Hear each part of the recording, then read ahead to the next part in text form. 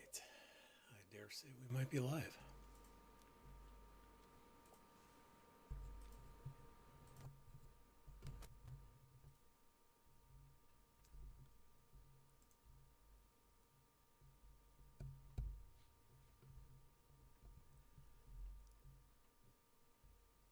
All right.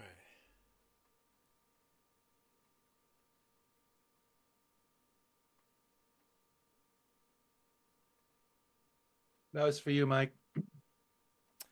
I can hear you talking, but I did not hear the harmonica. Dude, why? What happened to my harmonica? No? Huh. Oh, that makes no sense.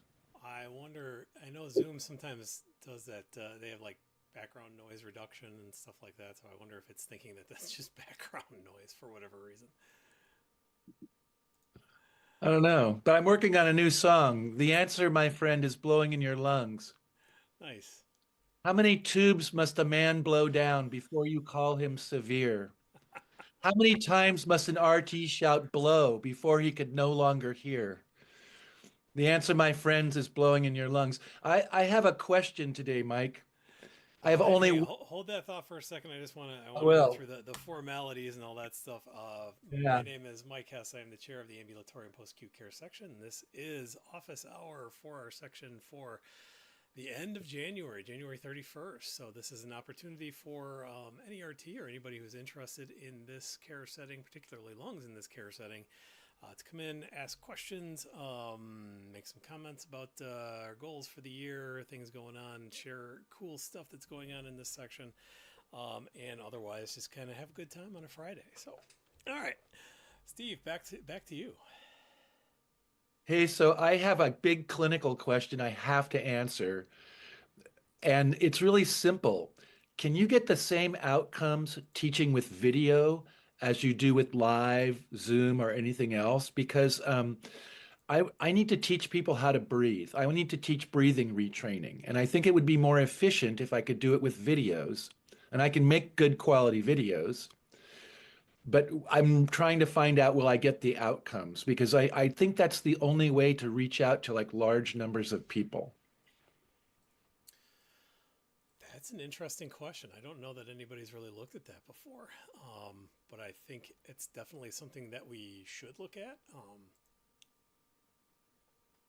because way back, well, about a little over 10 years ago, I think, well, it's about 10 years ago, um, my first foray into the world of COPD was actually starting a Facebook group called COPD Navigator.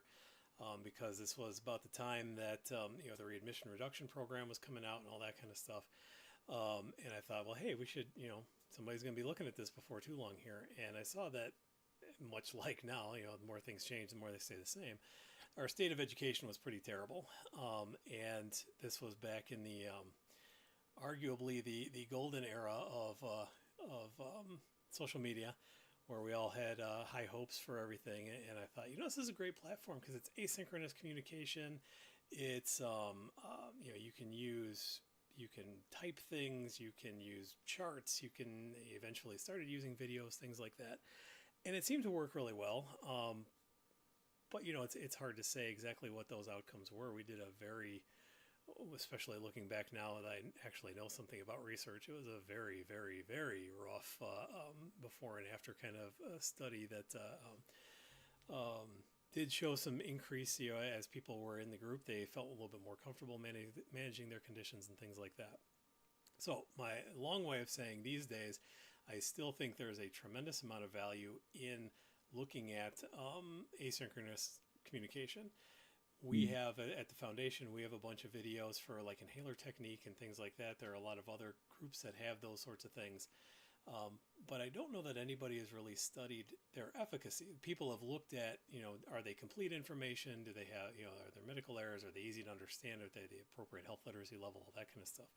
But, and maybe they have, and I'm just not aware of it, but I'm not aware of anybody who's looked at efficacy.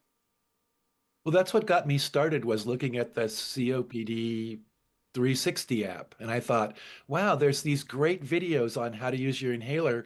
What about videos for that? And then these people contacted me about this grant they're writing for long COVID. and they asked me to come up with the breathing plan for long COVID. It turns out it's very similar to COPD, what you would do with breathing retraining. It's really similar. And I want to know, do I have to go out and teach 1,000 people how to breathe one to one on Zoom, like I'm doing now for our pulmonary rehab people? Or could it be taught the other way? Because it could just be a tremendous advantage for us to have that. I So sus- I'm gonna try to find the answer to that question today.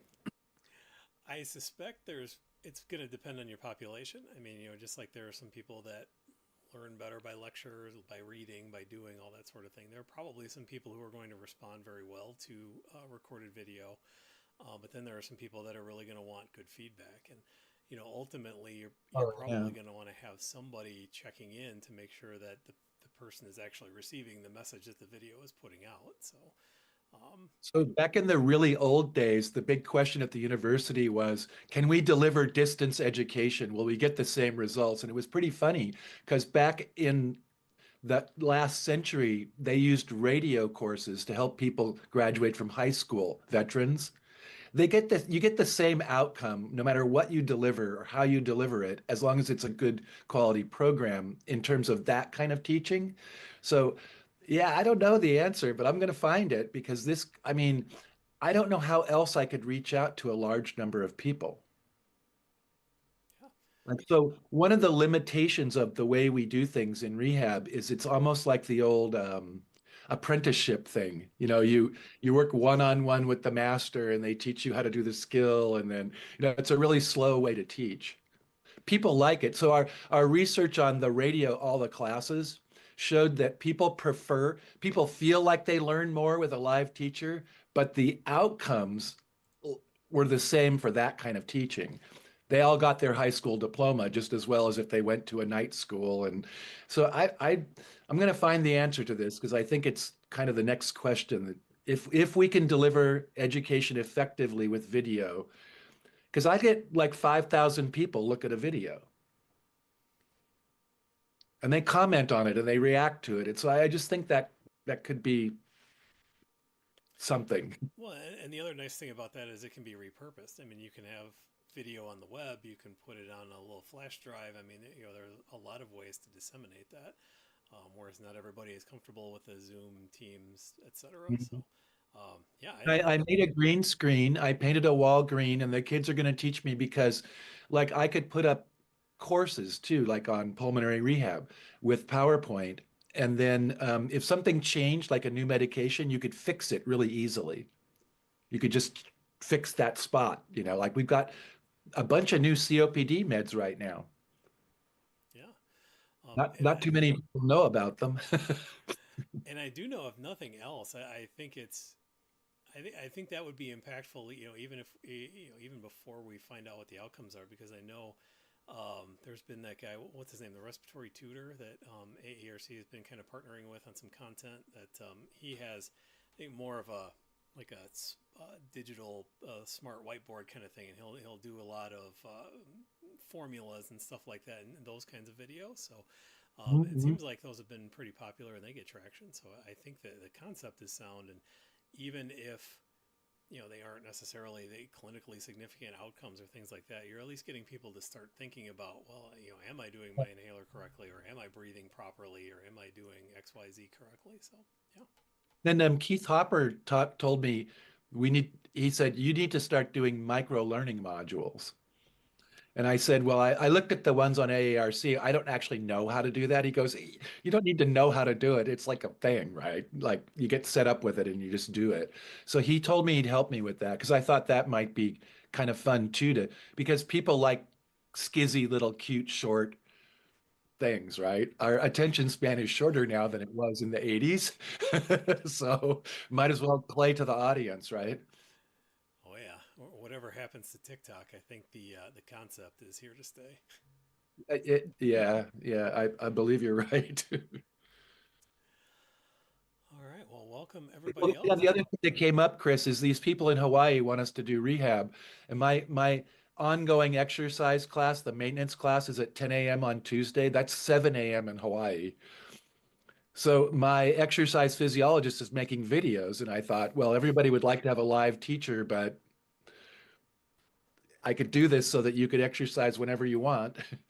You know?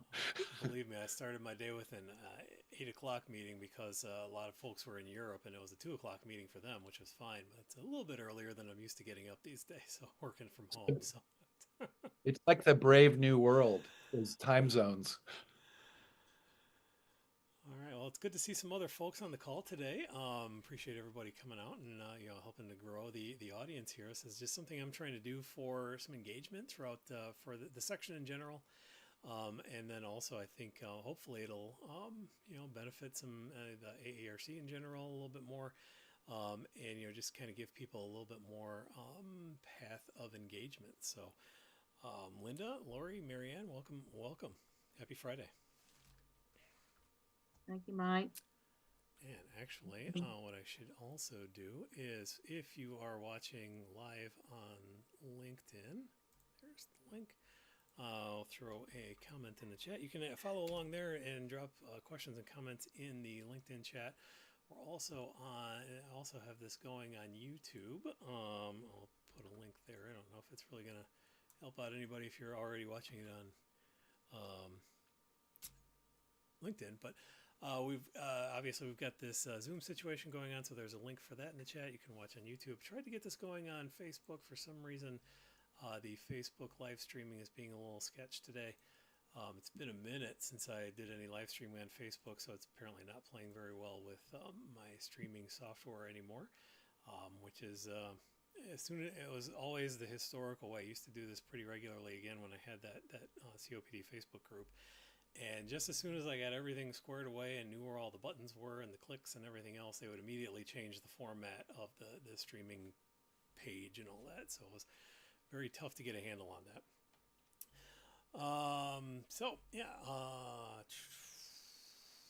In the biggest news of the day, I suppose, is as many of you may recall, we had a little contest in the ambulatory and post-acute care section. Because we were really trying to make sure that we had plenty of submissions for our AARC events this year, Congress and Summer Forum. And we were really excited. We actually ended up with a total of 34. One got snuck in right around the deadline. When we thought it was 33, but we ended up going to 34. But the contest was those folks who submitted a proposal or entered into a drawing for a 1-year AARC membership, along with membership to the section, the extra $15 fee to join the ambulatory and post-acute care section. And today is the day we are going to do the drawing. So couple of caveats to that. I did exclude myself for hopefully obvious reasons. I also excluded another member of the program committee who submitted a couple of proposals, but I don't think he's going to mind. He's a doc, so he should be all right with the membership. No offense to all the docs out there. And so the way this is going to work is I went through and tabulated all the folks who did a submission and assigned them a number from 1 to, as it happened, 17 qualified submitters, I guess it would be. And I went on everybody's favorite search engine and found a little spinner that has, hopefully, as you can see, randomized numbers from 1 to 17. And that is how we're going to pick our winner. So without further ado, we're going to go ahead and give that a spin. Wheel of membership. And we end up with lucky number 9. And on our list, lucky number 9 is Kristen Gosel. Hopefully I'm pronouncing that correctly. Kristen Gosel, Respiratory Services Supervisor from Central Ohio Primary Care. So that's very exciting. I love primary care folks. Worked in primary care before joining the COPD Foundation. Love to see RTs getting involved in primary care. And so, Kristen, you have now qualified for that 1 year AARC membership, which will be added on to the end of your existing membership. I will be working with the AARC office. I'll be obviously reaching out to Kristen, but also working with the AARC office to coordinate the logistics for that, because I want to make sure everybody gets their full year of value out of that. So, congratulations, Kristen, and also, more importantly, thank you for participating and submitting to get some sessions going to Congress. We're really excited. Last year we had, I think we had a total of 9 sessions, which was really good for a relatively small section. And we're looking to equal that this year, and maybe even slide one into summer forum so we can get our educator friends and our leadership and management friends on board with creating these opportunities in ambulatory and post-acute care. So awesome. That also means we're going to set the stage for a couple other contests coming up here. Haven't quite worked out all of the details, but as I have talked on, I think each of these sessions of these so far, and of course in a lot of other posts and things like that, I really want to start improving our visibility, our reach, our engagement, all that sort of thing. A couple of things to do that are we need to work on our identity. We have, as I said, a relatively small membership body right now, but we cover a lot of groups. We cover care navigators, we cover pulmonary rehab, we cover folks in primary care, we cover long-term acute care hospitals, so we skilled nursing facilities. So the idea of us being the ambulatory and post-acute care section was thought to be pretty broad at the time, several years back, when the other, the continuing care and home care and all those other sections kind of came together into this group. But it's a little bit of a misnomer here. And also, we cover a lot of things that a lot of people find may have some overlap with other groups. Like I've had, asthma educators come to me and say, well, I thought maybe I should be in the or in the education section because, I'm an asthma educator. Whereas, that's really arguably a little bit more of a clinical education kind of thing. So we're looking at doing some rebranding there. So one upcoming contest will be to give us some suggestions to rename the committee, because Island of Misfit Toys and things like that doesn't really have not really the image we want to promote. Or the group that doesn't fit in anywhere else, or those sorts of things. So we want to have a good name that is really speaks to our scope, and also our range of expertise here. And also we want to start having some perhaps some promotional items, things like that. And so I think one thing that would be cool is if we had kind of an unofficial logo. And so we're going to be trying to look at how we can recruit somebody with I would normally say more creative ability or more artistic capability than myself, but that's a pretty low bar because mine hovers around 0. But I want somebody to, if we can get a good logo going, then we can have, again, unofficial and all that stuff, but we can definitely get some cool things happening with that. So look for those coming up in the next few weeks. Hopefully we'll get some announcements going and see what we can do with that. So that's the big committee business or section business today. What else is going on with you two, Steve, Marianne, or you three? Excuse me, Steve, Marianne, Lori. Anything exciting going on in your world other than Steve's vision to change the face of distributed education? Hey, it's because I can't do anything else. I don't have an institution. I can hardly walk. I'm just at my house coming up with ideas, right? So I just like I'm in like a weird space and I'm doing, the best I can with it, right? So I also miss teaching and I see that power of teaching and I want to know if you can distribute that power with video, because if it works over Zoom, it ought to work over video. Other than that, a medical electronic charting system just ate my work from Tuesday, and my boss just texted me and said, "Can you redo your charting on that intake visit?" I'm like, "Where did it go? How did it disappear into the black hole of the medical record? It's just gone." Anyway, that's the brave new world. I'm worried because our Medicare telehealth is only approved till March. I mean, honestly, I think about that every day. It just, so I'm thinking ahead. Okay, if they get rid of that and I can no longer help people, I'm going to have to make videos, right? Like, what else would I do? Anyway, I feel bad about that. And I've done all the work, I've sent all the, I'm preaching to the choir with my reps and my senators. They're all like, of course we believe in you, Steve. We totally support you. It's like, oh, okay, great. Dude, anyway, that's just, it's worrying me and I can't do too much about that. Well, I think that's fair. We were all hoping that was one of our lobbying things for the foundation as well. Um, we were hoping that that would get wrapped into some of the Medicare legislation at the end of last year, but the whole process ended up kind of getting just kicked down the road with the continuing resolution until March. So um, the the reason for optimism is that expanding the telehealth provisions for pulmonary rehab that was broadly popular. Um, might not have been enough to be its own standalone bill or things like that, but there's still a lot of optimism that that will eventually make it across the finish line because it's kind of a no-brainer. As little agreement as there is in Washington these days, there's a strong case to be made for that. Especially if we're going to be doing more of a focus on chronic care and improving long-term health and things like that.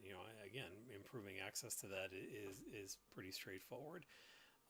I will also say that I'm told that we've got the wheels moving toward reintroducing the SOAR Act, the Supplemental Oxygen Access Reform legislation, payment reform stuff that expired at the end of last year. So if there's appetite for getting that reintroduced, I'm sure we're going to be able to get virtual pulmonary rehab back on the table, as sure as anybody can be with Congress. Yeah. And I saw your call to action, and I would love to come to Washington, D.C., but I think the investment might be better in people talking to congressmen who aren't in favor of it than people who, like, if I flew out there, it would cost a bunch of money, and they would all go, "Yeah, but we already talked to you on the phone about this. We agree." So I don't know if that's a worthwhile, for the investment of money and energy. Well, I You mean, tell. that's always relative value. Our lobbyist folks tell us that every contact is important, but that Okay. also includes the phone calls, the emails, the when they're out doing a town hall in the districts or things like that. So yeah, it's not cheap to fly across the country or even you know across part of the country. So it's always it's an equation for everybody. So we're excited. We're going to have, we've got a pretty good amount of folks, clinicians. We've got a lot of folks with COPD that are going to be there when we have our lobby day in March impact. Um, and so we're really excited about that. This is going to be one of our bigger events, I believe, as far as membership or attendance, I should say. So that's exciting. But again, these things take time, and um, they need that concerted effort over time. Yeah. So don't ever, if nothing else, don't ever hesitate to keep reaching back out and say, hey, thank you for sponsoring this. Just want you to know it's still a matter of concern. If there's anything you can do, that because then you get into kind of all the horse trading and all that stuff, as they're negotiating these bills and these add-ons and everything else. So. Yeah. Yeah. Well, I mean, I agree with you. I just meant I would have to ask you to help me financially from the COPD Foundation. And I'm thinking you'd be better off helping somebody from Mississippi get there because it might have more bang. The airfare was outrageous. It was over $1,000. I have to fly first class because of my back. Like if I fly in coach, I end up actually paralyzed.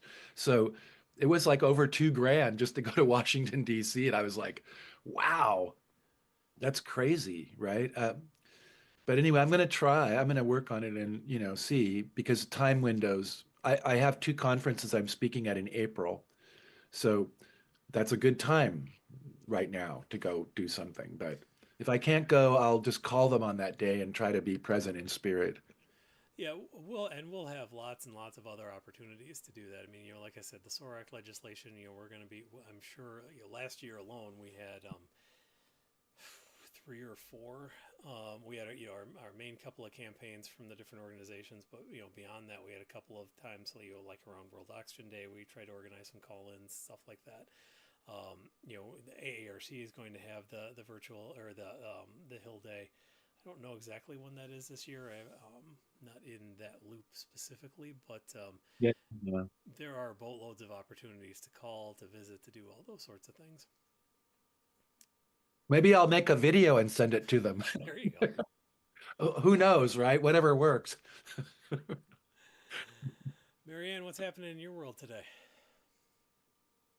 Well, first of all, I should let you know that I'm actually a retired respiratory therapist. But what I do is a lot of community education in various degrees because I have this degree in allied health and stuff. I've tried to put together pulmonary, like Better Breathing Club, and my location, it's very difficult to find a facility that allows it. However, my community welcomes any kind of topic whatsoever, which helps quite a bit. My focus tends to be on aging, so I'm more into the medical catastrophes and so on. But I will just say that if somebody wanted something for pulmonary education or something, I'm always available to do it, like teaching them one on one. And I belong to a big community. There's something like 1,400 people. Oh, wow. So we have a good reach out. We have a lot of professionals in our area. And so it's very easy to put together programs. Where are you located? South Carolina, but basically just south of Charlotte, North Carolina. Okay, So I'm on the border. cool. So I used to teach also. And your comments about Zoom and all that, we've done that during COVID. I've kind of partnered up with an epidemiologist, and we used to talk about masking and just good concepts for taking care of health in a general way. And periodically, I will find, because I have more elderly people around here, they can't always come to meetings. So Right. sometimes we do Zoom, and sometimes we have the ability to record a Zoom right within our community. It also includes a huge blog. So it's kind of nice. I'm in one of those 55 plus, Oh, what you call lifestyle communities. yeah, yeah. The best move I ever made. That's perfect, really. Yeah, and you get to help people because they're all over 55, right? They're all over 55. They have different things going on. Latest has been like there are some people who are aging out and they reach out and they say, well, how can I get some help? That sort of thing. So it's a good advantage for me where I'm located. That just gave me a great idea because there's a 55 plus community really close to where I live, a really big one. And I just thought, oh, I should go over there and start talking to them and see if they want some stuff, right? Mm-hmm. Because I have the same problem. My Better Breathers Club facilities won't let us back in now after COVID. They go, we've rededicated that space to something else, and I'm like, okay, but maybe that 55 plus community, because they have a big community center and everything. Mm-hmm. That's a that's just a great idea. Yeah, I Mm-hmm. actually took a note on that also. That's we're always looking for new ways to get the knowledge out there because not everybody is on Facebook, LinkedIn, Zoom, whatever it is. It's sometimes we just need to go out in the more traditional route. So that could be a really interesting partnership. Mm-hmm. One thing that worked in this community is there was a brand new hospital. It's only 100 beds, but they were having trouble getting clients over there. And so what they did is they came to us. Actually, they asked us to come and visit them and gave us lunch, and we toured the place. And they got a lot of responses from that. When you offer a teeny bit of food, you get a pretty good sized crowd that comes. Right, right. Yep, yep. That's awesome. All right. Well, let's see what else we've got going on here today. It seems like there was something I should have taking a note yesterday. There was something I wanted to throw up today. Oh, I know what it is. We, on a similar note to that, I think, we at the COPD Foundation are actually trying to put together let's see how it was described by my colleague here. A network to connect HCPs with one of the main aims being increasing screening and testing for COPD and alpha-1 antitrypsin deficiency in primary care, also offering collaboration opportunities through roundtable discussions, best practice sharing, et cetera, et cetera. So this is RTs, starting with RTs, but also NPs, PAs, docs, RNs, social workers, looking at putting together other deliverables and things like that. So that we're calling it the Lung Health Collaborative. So I'm going to post the link in various places. We'll get it here on Zoom, and then also all the different places here. So we're really, like I said, we're really looking for a variety of folks to come in, and this is just another cool way to potentially get involved. And if you're already involved in COPD education or these kinds of care management, care navigation roles, this is a great way also to collaborate and connect with other people. So there's that. Just getting off the ground now, so this is a great way to just get in right at the ground floor here. All right, so let's see what is in Google Alert news. Always I like to have a Google Alert for various things going on in COPD. Not a lot of new studies coming out right now. We'll probably see a lot more as we get closer to ATS. Let's see, we've got a couple things that are looking at awareness, which is always kind of fun. Well, here's something interesting here. Well,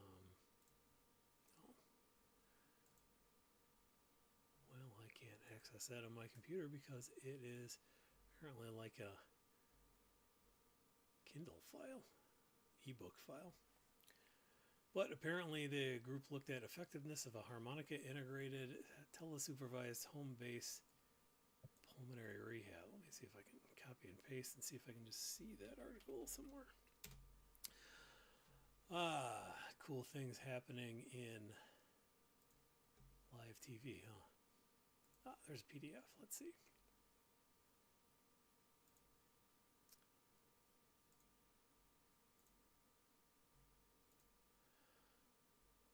Oh, randomized controlled. Oh, this is a protocol. All right. So all that, and it's less exciting than I had hoped. But evaluating the efficacy of a harmonica integrated home-based pulmonary rehab program with telesupervision for COPD patients, looking at lung function, respiratory muscle strength, exercise capacity, and overall health. So, Steve, I would say there's definitely an appetite for looking at some of these non-traditional models out there. Oh, yeah. I think it's kind of a hot topic right now. People are really like, what do we do, right? Oh, I know one thing I wanted to throw out there. I'm going to post about this on LinkedIn after the session today when I can. Did either of you happen to see the video of the oxygen tank that exploded in the back of a garbage truck? No, you have that? I'm going to link to it on my Facebook. Well, I'll see if I can find the link again real quick here. Yeah, apparently down in Ohio, there was a Oh yeah, it's on YouTube 9 hours ago. Yeah. There's a couple different news articles about it. Let's see, oxygen tank garbage truck. Love it. Yeah, trash collectors escape disaster as oxygen tank explodes in back of Ohio garbage truck. Apparently, somebody just put an oxygen tank in a Herbie Kirby, or that's what we call them around here. I don't know if other places. I've never heard that word before. It must be a Michigan thing. Probably. the curbside dumpster. I don't know what else we call them, but Yeah. and presumably as it was being compacted in the back of the garbage truck, the whole thing just exploded, and the garbage guys said that their ears were ringing, and apparently this town has something called a gunshot detection system, microphones Right. throughout Yeah. town, I guess. And that went on, that activated that, and quote from looks like somebody in the neighborhood here.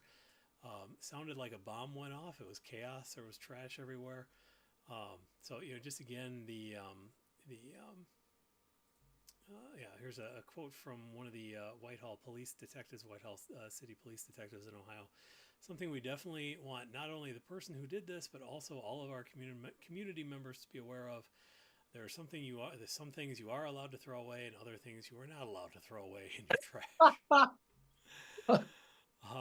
So yeah, definitely. But again, we're kind of chuckling about it. Unfortunately, though, those two the sanitation workers were okay, but that's something that tells us that there is a lot of room for education. People need to know that that's not just a waste product. It is potentially hazardous. I don't know how much was still in that tank or anything like that. And it really should go back to, if you're done with it, it should go back to ideally your DME provider. If it's something that you have obtained through, who cares why, but it should go back to a DME provider who can probably figure out where it should go or anything like that. Certainly should not be going into the trash. I love it. I had a collection of things that went wrong with oxygen. I had an aluminum cylinder that the sidewall blew out, and it made this razor sharp. A friend of mine was doing home care, and this he put the regulator on the cylinder, and the lady had grease all over it. It exploded in his face, but he had goggles on. It's like I love oxygen disasters because they're rare, but they're really instructive. I remember Actually way, used to have fires in the hospital because people could smoke, yeah. like throwing the cigarette down the trash chute to, that kind of stuff. Yeah, it was the good old days, right? I'm trying to remember how it came up, but we were actually just talking about that at home last night. I've got three kids. My youngest just graduated from high school, so that's kind of the age bracket we're working with there. But Oh gosh. my oldest was saying, for whatever reason, again, I don't remember exactly how it came up, but you remember when we used to go out to restaurants and they would ask you smoking? Oh, because I was talking about how AARC actually was involved with getting non-smoking flights, and we're Yeah. talking about, yeah, remember how it was so weird when looking back, it's so weird. You used to go out to a restaurant and it would be smoking or non-smoking, and it would always be a real bummer if the only place they had available wasn't smoking, because we've always been non-smokers, and so it's just like, oh, this is Right. just not great. So yeah, it's the times change, but. I also remember way back in the day before I was even in RT, I saw a video from I think it was MythBusters, Right. where they actually, I don't know if it was specifically an oxygen tank, but some kind of compressed gas tank. They rigged up some kind of apparatus like a guillotine and just chopped the valve off the top of it and sent it flying through like three walls of plywood to illustrate, this is how dangerous these things can be. They actually used a shotgun. On Mythbusters? Oh, is that what it was? Mythbusters, yeah, they took a big cylinder, they put it in one of those giant metal. Right, because of the Jaws thing. Because in Jaws, he shoots That's the right. scuba tank, and the scuba tank explodes, which is usually full of air. Yeah, So they wanted to know if a tank will explode like that when you shoot it, right? I remember that. That was super cool. yeah. Well, it kind of bounced around inside the metal container and it dented the whole thing, and they got the video of it. Speaking of, I saw a video one time of a tank going into an MRI machine. That was probably a bad day. Yeah, there's been some really spectacular MRI accidents. They're just wow. I used to always light an oxygen fire for the nursing students after I got done teaching them about oxygen. It was really a lot of fun. We went out on the lanai, this concrete lanai, and I would light a cannula on fire. And they were just all, oh my God. It's like when I was a nursing student, they said, never clean the railing. We had to polish the railings with alcohol to keep them nice and shiny, but never with a patient on oxygen because that could cause a fire. But then it was like 1970, so like cool, right? Oh gosh. Well, Okay. oh, sorry, go ahead. I haven't succeeded in getting any more members, but I'm working on it. Yeah, I mean, I appreciate everything that you've done. Like I said, the last time we were able to look at the dashboard, we were down a little bit going into December, but I'm very confident, as we continue to do, efforts like yours, as we try to get people, I'm already starting to get a couple of conferences lined up myself. Yeah, the conferences. So I'm trying to do something with the conferences I'm going to, like try to get AARC to give me a little spreadsheet that I can sign people up on and then submit it and then get invoiced for it so I can do that. Because I'll just take my honorarium. That could turn into a lot of section memberships, right? No, I mean, I feel guilty taking honorariums, but they're going to give it to me. So I might as well put it to good use. I was thinking I'm going to call them up and like the state society and ask them if they want to do a membership drive at the same time or something like that, like any kind of effort. So we'll Yeah, for see. sure. Anything we can do to get creative with that, especially if we can get students involved, because I think I was talking about this last week, but I gave a talk in Maryland a few years back, and there were people who were students that were like, I'm, maybe a non-traditional student or whatever, but I'm not super jazzed about going into the hospital. So it's exciting to see that there are some other career pathways out there. And actually, I was just talking with an RT that came up. Through I think it was through exercise physiology and got her BSRT, and is really interested in going into COPD education, asthma education. Again, right at the outset of the career, rather than looking at it as like a fallback, which has been kind of I think the traditional view. So,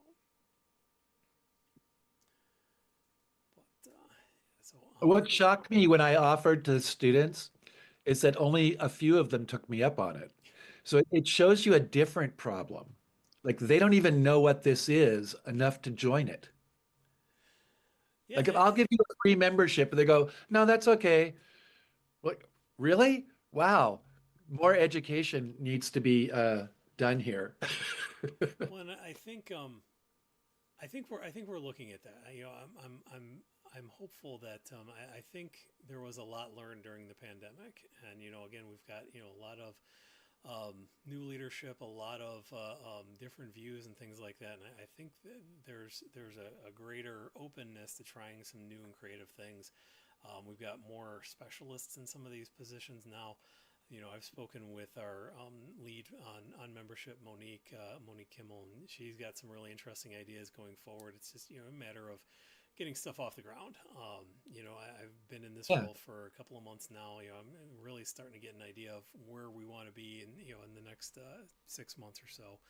I think there's a lot of that in AARC as well.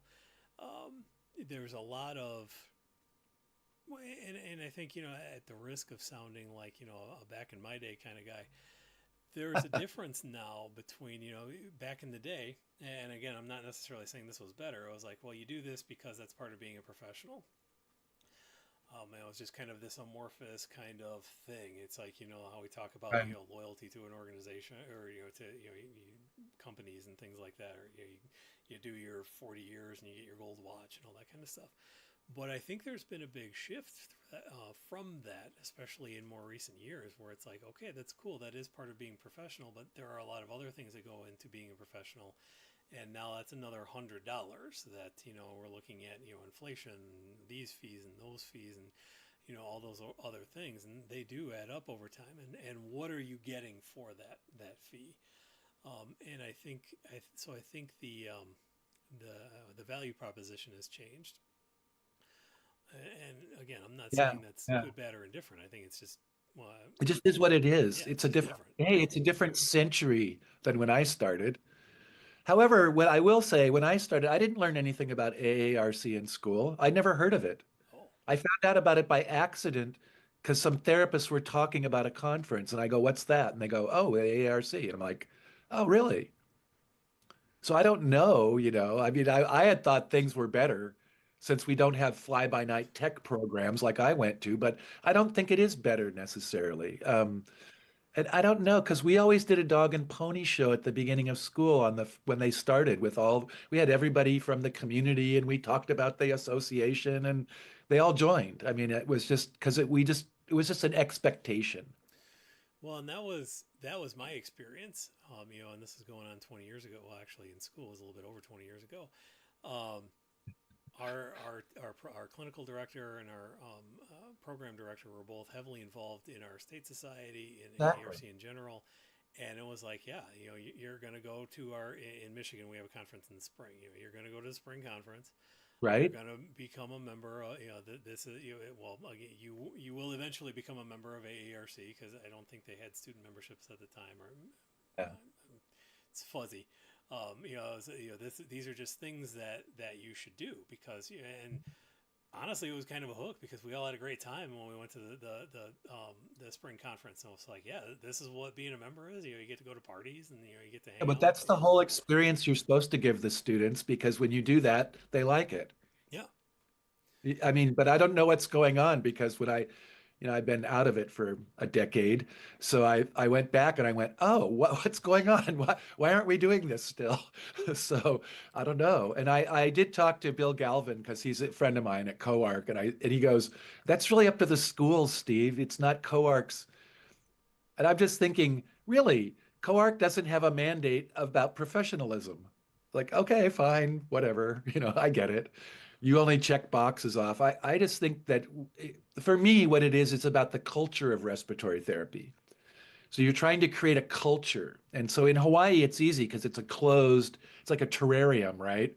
So you just start creating the culture, and after a few years, that's the new culture. But the world is different. So I'm getting back into this mainland life, and I can only kind of try to do Oregon and Washington and Hawaii because it's kind of where I am, right? But if everybody had a champion, then maybe you could make progress. I know we've tried that stuff before, but I don't know any other way to do it, except that being a champion is slow. It's like that one-to-one teaching. So I'm hoping to do more. Maybe I should produce a video for the school about the benefits of joining either the AARC or a section membership and why that could be good. I don't know. I'm just kind of like spitballing the whole thing. Well, and I think there have been some efforts to that in the last couple of years, or the last few years. I Oh, think it okay. started right before the pandemic, but there's a group. I know it's been here in Michigan. I think they've got a chapter in Pennsylvania, but where it's specifically focused on leadership advancement. So it's the department heads and things like that. They all come together, and it's almost like a subsection of leadership and management group, where they're specifically focused on, well, how do we get more directors, managers, how do we get more of those folks to be members? Because that has, to my not as far as I know, been a big barrier over the last decade or so. Is we have a huge percentage of Hmm. you know the leaders, the role models who aren't AARC members, and Well, I there's the know problem. exactly. And so to your point of culture, and having a champion, and so it's like, well, if the leader doesn't see the value in it, how does the staff see a value in it? Yeah, And because when I moved to Washington, the guy said to me, "Are you an AARC member?" And I said, "Yeah." And he chose me over someone else because I was an AARC member because the manager believed in it. and nowadays there's things like I always get them confused. Is it Apex? Is that the one that's for Apex, yeah. departments? Yeah. That's encouraged. I know a stipulation in that is AARC membership. So again, if I don't know that I like the term enforced professionalism, but if you want to be a high performing department, you have to at least take the opportunity to take advantage of what a membership provides. So, um, I'm a big fan of enforced professionalism with beginners because if you don't do that, then they don't get it. Like if you don't, Just like washing your hands. I'm also really strict about that and cleaning your stethoscope. So I'm like a monster. I won't, you could do a procedure perfectly and I'll fail you if you didn't do a couple of key things, right? Because that's what makes a good teacher. So, I mean, if we don't require professionalism, what we expect people to just kind of just do it, like that's not what professionalism is. It's a thing you have to learn. You have to be taught it, and you have to have models. And well, anyway, sorry, I'm an old guy. Go on, right? No, but I think it's a really valid point because again, just looking at social media. I mean, we see a lot of what these early professionals and even students are exposed to are folks who don't buy into it, who don't see the value, and again, that there's I always look at that as a two-way street. If I can't, if you choose to, for example, not be a member of our section anymore, um, I want to know why. Because that's something I haven't given you I haven't done enough to demonstrate value for you. So I want to know why. That it's not just blaming somebody who doesn't want to. They don't want to be a part of it. It's not just blaming the organization. It's trying to figure out where the disconnect is. And Yeah. that's tricky because it can be difficult to articulate. It can be a combination of things. It can be things that are outside of anybody's control. I mean, there's so many factors in that. But I think it's really important to start asking the questions and figuring out why, and then looking to solve those problems. And that is another thing that we're getting ready to put together, at least in our section, is I'm working with AARC to figure out not only, or to figure out who our members are.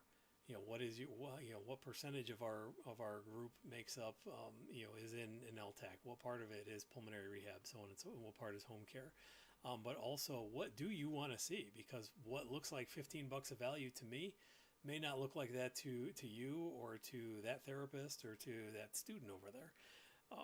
So what are the things that are really going to provide that kind of value for people? And you don't know until you ask. I have a suggestion. Sure. Okay, I just needed to see if my microphone was on. Um, there's not a whole lot that points to any activity towards schools. What I mean by that is that there are a lot of states that are small enough that you could drive to any of the state programs that they have, which is an introduction to AARC, whether you know it or not. And I don't think states provide enough opportunity for students to come in, even if they have several days. Let's say the state gave them one free education session, although the student has to pay for their food or something like that. Very inexpensive. Because I remember, and this went back to the 70s, I went to New England Hospital Association programs. They were like maybe a 2-hour drive for me when I was living up in New England. And there were some lectures that were there that stuck with me right from the beginning. And it just kind of charged me and excited me on Yeah, that's what it's all about. but now I know that I think it's the AARC that has these programs of recognition for what you call mentors in schools. And I've seen that. I've seen a whole school. Every single one became a mentor, like they got some recognition for 1 year. It's nice to see my colleagues, but that doesn't help a student in another school see any value in that. And I couldn't either see much value in that except for that 1 year recognition because they went through all the hoops and everything with it. I just feel that, students, to get them charged up, should be coming to some of these meetings, even if it's a little bit above their head. Because I remember going to an AARC meeting, I think it was in Texas at the time. And I was giving a lecture over there, and I found just the topic that I had was so unique to them. We had a lot of students in that particular group that came through. And I hope they learned something on it because it was such a niche type of thing. What I was talking about was apnea testing and brain death studies, which have a whole lot of information on, but the students loved it. Yeah. So that was a couple things that kind of gets them charged up to become a member of AARC, or that has the potential. Yeah, for sure. Here in Michigan, it seems to oscillate a lot. There are some years we have a ton of students show at our conferences, and some where it's not so much. but yeah, I really like that idea of more student-focused engagement. When I was president of our state society back in 2019, at our conference, I had a mentorship lunch. You know, the 2 days of the conference, it was like, you know, here you can come chat with the president and ask questions about, you know, what is MSRC, what do we do, all that kinds of stuff. And you know, we're unfortunately we didn't have a lot of traction with that. You know, some of it was, you know, I was busy and maybe should have prioritized that more. But you know, students are graduating and all that kind of stuff. But I think if we can kind of build that sort of culture of like ingrained mentorship, and you know, in a lot of these the state affiliates, and really focus on, you know, this is the value that you get. You know, whatever you're going to hear on social media or in various break rooms, you know, when you go out into the hospitals, you're going to hear the naysayers and everybody else. But you know, these are the things: the networking, the education, the opportunities, the mentorship, the ongoing mentorship. You know, this is what's really valuable, and do it in a way that makes it more tangible or realistic or whatever to some of those early professionals or even the students. I think that would go a long way. So I'm going to write that down too. You know, I always I did this little thing with some of the speakers that would come to our conference, and after lunch we'd just go have coffee and cookies with the students in a little informal setting, and they loved it. Talking to Dean Hess over coffee, like, oh my God, right? But I think, yeah, it just has to be part of the culture with your conference and your students. Um, but you know what students really want is they want to pass their boards. Yeah. And I go on the student Facebook page a lot, you know, the respiratory one. And that's what all they talk about is, can anybody figure out hemodynamics? I'm so worried about my boards. And look, so that's the same as always, right? So if we could offer them stuff that they really want, they'd probably get more excited about it, right? Yeah, well, new board exams. Yeah. When is that? Is that 27? I don't know. I've just seen it all come and go. When I took the test, you had to they had this cockamamie theory that you had to work for 1 year or you couldn't pass a board exam because you needed experience to pass the test, which had made everyone fail. Like, can you remember the pin index of oxygen a year after you graduated? Because our test was filled with stuff like that. Anyway, but Oh, yeah. that would have been devastating. I took my CRT right out of school, and then, you know, life happens, and it was probably about a year before I got my RRT, Yeah. and I felt it was disproportionately hard because, you know, the joke in our time at least was, you know, well, now you've had a year of doing it the way everybody does it. Now you got to go back to thinking about how NBRC hospital does it. You know, so I can't even imagine trying to do that. You know, just out of the gate like that. That would be like the worst advice to give anybody, is to wait for a year. I had My to wait class for a had year. 33. Go ahead. I had to wait for a year also when they Yeah. had that thing in there. So I remember that was a waste. It also took a year to get registered because nobody would dare take both tests on the same day. You'd Mhm. have to take the one test and then wait 6 months and then take the next test, you know. Oh my God. Well, I remember the days, and you probably do too, of the oral exam rather than Oh Lord. a written exam. I missed that by 1 year. I was the first Clean Sim class. And there was no Uh, training whatsoever in my school on how to take a Clean Sim. yeah, None whatsoever. you had to get They the said there's going to be this new test you'll have to take. That was the whole entire training for the Clean Sim. you had to figure out on your own when physician disagrees did not mean that the answer was incorrect. It was correct, but it scared a lot of people to do that sim like that. And Well, in fact, it was false because I never did neopeds. I never even took a class on neopeds in my school, but I got a perfect score on neoped on the ClinSim, but I didn't get a perfect score on the stuff I did every day. So Mm-hmm. there was a disconnect, but the exam was very textbooky, you know? So Mm-hmm. I don't know. I guess they're getting rid of the ClinSim now because nobody could ever pass it. That's what Well, I one heard. thing, They changed the exam because people couldn't pass it. And I think we're the only profession that kind of used that method for so long, right? Yeah, I The mean, mhm. nurse I'm happy. adapt. I'm kind of happy to see it, honestly. I mean, I know, again, there's all the folks that are like, oh, again, back in my day, Right, right, these new therapists can't possibly be as good because we had to, take both tests uphill in the snow and all that stuff. But right, right. it's a big financial investment these days.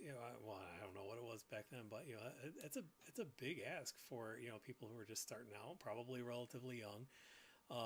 And you're right. It was something that really nobody else does, and so I'm glad that they were able to finally look at that. Oh yeah, yeah. Um, I'll be really excited for the day when enough of the states have RRT licensure that we can do away with the two-tier stuff.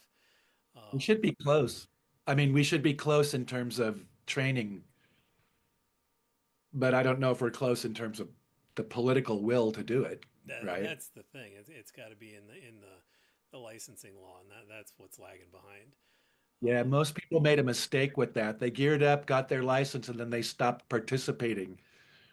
And kind of the secret is to keep talking to your legislators so that they know you're a good group, not just come to them every 5 years when you want something, right?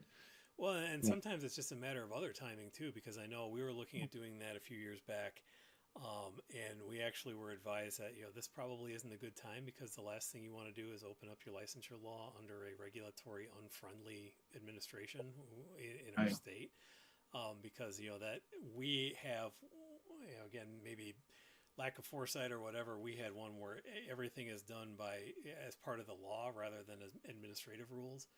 Right. So, and then it's like, well, if we're going to open up the law for this, let's look at what else we can do and say, do we really need licensure at all? And, all that kind of stuff. I So know, I that know. put the brakes on But it for us for a few years. And so that's just all the complexities. that's the problem. So the Washington guys added nitrous oxide and something else, right? So we opened up our bill and people came out of the woodwork to attack us, but we succeeded. But it's always chancy to open your license. The nurses are really reluctant to open their licenses because it caused the same problem. So we may not be able to do that for a while, but there'll be states like Hawaii is probably almost 100%. So there'll be states that will move forward, I hope. Right on. But okay. All right. Well, here we are at the top of the hour again. Once again, I appreciate everybody who came out either on Zoom or came out for the live stream or is catching this on LinkedIn at least after the fact. So again, we do this every Friday, aiming to do it every Friday. Of course, there's going to be schedule conflicts and all that fun stuff, but Fridays at 1 p.m. Eastern time. No real script, as you can see. We just have a good time and we chat about respiratory care stuff. So until then, everybody, have a good weekend. Stay safe. Hey, thanks for And doing this, Mike. I think that's really useful. absolutely, thanks for coming out. Appreciate it. Have a Have a good good weekend. weekend.